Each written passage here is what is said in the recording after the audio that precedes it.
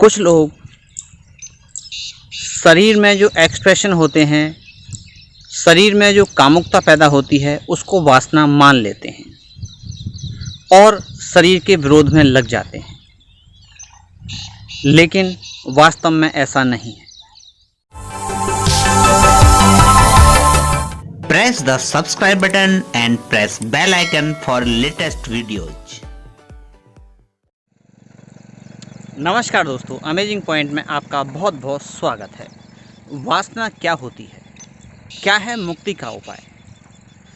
इस प्रश्न को थोड़ा सा जान लेते हैं। सबसे पहले मैं बताऊंगा आपको कि वासना असल में होती क्या है। तो आज बात करते हैं हम कि वासना क्या होती है और क्या है इससे मुक्ति का उपाय। वासना का अर्थ अगर मैं आपसे कहूँ, वासना का अर्थ होता है किसी दूसरे से कुछ भी पाने की इच्छा। किसी दूसरे से कुछ भी पाने की इच्छा वासना कहलाती है। लेकिन लोग अक्सर जो शरीर में आपके जो कामुकता उठती है उसको वासना मान लेते हैं। कामुकता से मेरा मतलब है जो शरीर में जो आपकी एक सेक्सुअल एनर्जी होती है उसको वासना मान लेते हैं, लेकिन वो वासना नहीं है। वो प्रकृति ने हमें दिया है, वो प्रकृति की हमें देन है। कहूँ परमात्मा ने दिया है। अगर परमात्मा ने दिया है तो फिर गलत कैसे हो सकता है? हाँ, अगर आप दूसरे से कुछ भी चाह रखते हो वो वासना है, लेकिन वासना की व्याख्या गलत की गई है। सब कुछ बिगाड़ के रख दिया गया है। अगर वासना की मैं सीधे सीधे बात करूं तो शरीर से इसका इतना मतलब नहीं है। मेरा ये मतलब नहीं है कि आप किसी का बलात्कार करें शरीर से, नहीं। ये भी सारा खेल माइंड में ही चलता है। शरीर की चीज़ शरीर में रहनी चाहिए, माइंड में नहीं आनी चाहिए, दिमाग में नहीं आनी चाहिए। आपकी वासना, जिसको आप वासना कहते हैं, वो एक्चुअल में वासना नहीं है। वो तो प्रकृति ने हमें दिया है, नेचुरल चीज़ है। वो अगर नहीं होगा तो बच्चे भी पैदा नहीं होंगे। तो वो शरीर की एक चीज़ है, लेकिन दूसरे से कुछ भी पाने की इच्छा वासना कहलाती है। और चाहे वो कुछ भी हो, आप अगर ये भी इच्छा करते हैं दूसरा आपका सम्मान करे तो ये भी एक तरह की वासना ही हुई। चीज़ें गलत लोगों के हाथ में पड़ गईं, गलत व्याख्याएं हो गईं, इसलिए सब कुछ बिगड़ गया।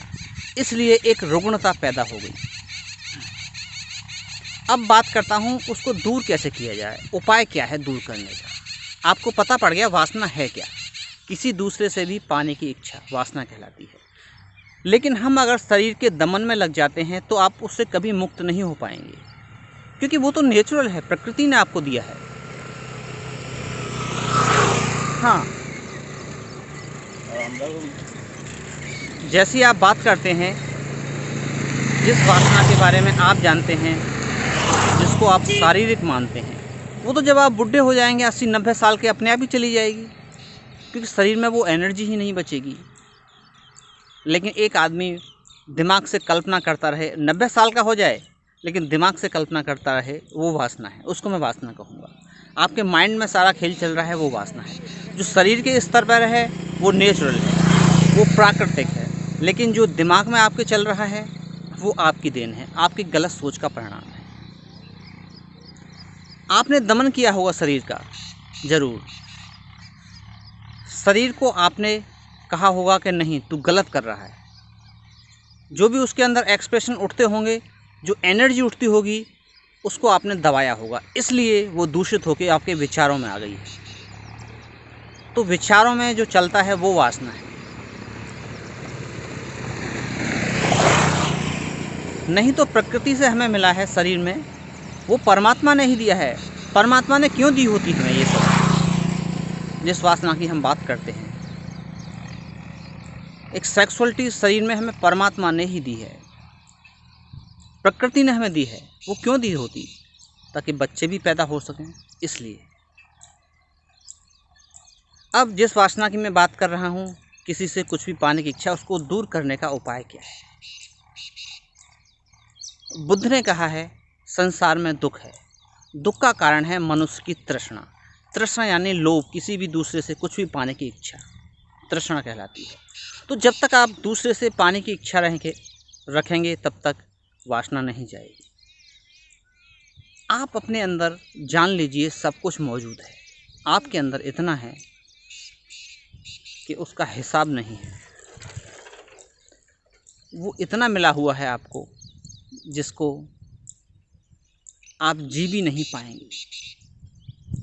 इतना आनंद आपके अंदर है, बस आपको जाना है धीरे धीरे अपने करीब, अपने अंदर से मेरा मतलब है कि जो आपकी एनर्जी, जो आपके विचार चारों तरफ फैले हुए हैं, उसको समेट के अपने अंदर लेके आना है।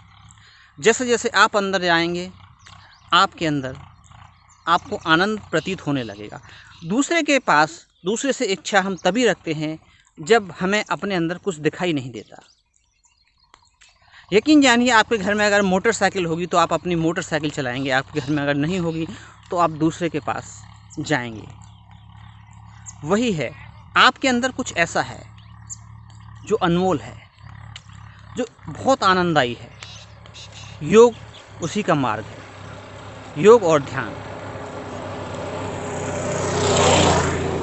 ध्यान है उसका मार्ग। ध्यान से आप जा सकते हैं। आप बैठ जाइए आधा या 1 घंटे के लिए। आप देखिए अपनी आती जाती श्वासों को। आप देखिए श्वास आ रही है, श्वास जा रही है, श्वास आ रही है या जा रही है।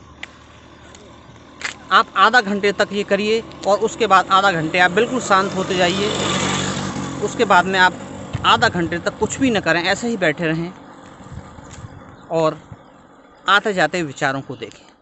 आप देखेंगे विचार जो दौड़ रहे थे आपके, जिनको आप वासना कह रहे थे, वो धीरे धीरे शांत होते जाएंगे और आपके अंदर आपको एक आनंद की अनुभूति होना शुरू हो जाएगी। वो आपके अंदर से ही आती है। परमात्मा ने अंदर इतना दिया है, नेचर ने, प्रकृति ने हमें इतना दिया है कि हमारे पास उतना ही है, उतना ज़्यादा है कि हमारे लिए तो है ही, हम उड़ेलते हैं।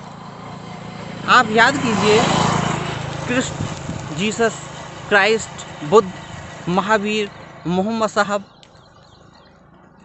इन्होंने क्यों दूसरों को बताया और इन्होंने ही घोषणा की, अहम ब्रह्मास्मि की, कि मैं ही परमात्मा हूँ। क्योंकि वहाँ इतना ज़्यादा अंदर है कि बस उसको पाके आपको लगता है कि सब कुछ यही है। तो उन्होंने बांटा। मैं कह रहा था आपसे कि अंदर इतना ज़्यादा है कि जब आप उसको जानेंगे तो आप रोक नहीं पाएंगे अपने आप को। बुद्ध घूमते रहे चारों तरफ,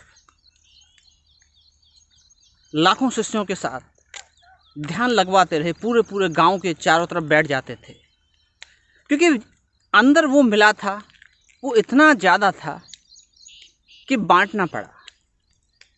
वो बांटे बिना न रह सके। कृष्ण ने अपने प्रेम को इतना बांटा, क्योंकि प्रेम उनके अंदर था, वो उसको बांटे बिना रह न सके। तो जो भी वहाँ पहुँचता है, वहाँ पाता है कि अंदर इतना ज़्यादा है, वो बांटना पड़ जाता ही है, स्वेच्छा से होता है वो। कबीर अपने दोहों से बांटते रहे। जितने भी महापुरुष हुए हैं, उन्होंने सबने बांटा। बांटने का कुल कारण इतना था कि अंदर इतना जाता था कि वो उड़ेल के बाहर आ रहा था। बांटना जरूरी था, क्योंकि वो जो अनुभव हुआ वो इतना ज़्यादा अनुभव था, इतना आनंददायी था, उसको बाहर उड़ेलना ही पड़ा। तो इसीलिए आप बैठ जाइए 1 घंटे के लिए। दूसरा प्रयोग आप कर सकते हैं। आप आते जाते विचारों को देखिए, विचार आ रहे हैं, जा रहे हैं, और धीरे धीरे आपका मन शांत होने लगेगा। सिर्फ आप बैठ जाइए। अगर आप किसी आसन में बैठ जाएंगे तो और अच्छा है, आप पालती मार के बैठ जाइए। आप योग मुद्रा में या ज्ञान मुद्रा में, आप योग मुद्रा में बैठ सकते हैं। फिर आप देखिए, धीरे धीरे आप अपने करीब पहुंचने लगेंगे और अंत में आपके भीतर बैठे परमात्मा को मैं प्रणाम करता हूं। मेरा प्रणाम स्वीकार हो।